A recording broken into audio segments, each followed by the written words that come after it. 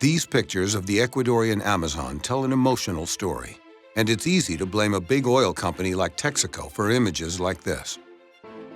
There's just one problem. Texaco, now owned by Chevron, already cleaned up its share. Here's the real story. It began in 1964 in Ecuador, when Texaco produced oil in partnership with the national oil company Petroecuador. Almost 30 years later, Texaco, at Ecuador's request, ended oil production in the Amazon, leaving Petroecuador as the sole oil producer. However, before leaving, Texaco spent $40 million and worked with independent environmental experts to clean up its share of well sites, replacing soil, replanting native trees and plants, and investing in community programs.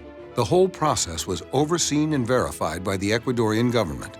In total, Texaco cleaned up over 220 impacted areas. And in 1998, the government and local communities approved the cleanup and granted Texaco a release from further liability. Meanwhile, Petroecuador, which owned over 60% of the operations, agreed to clean up all of the remaining sites. Now, fast forward almost 20 years.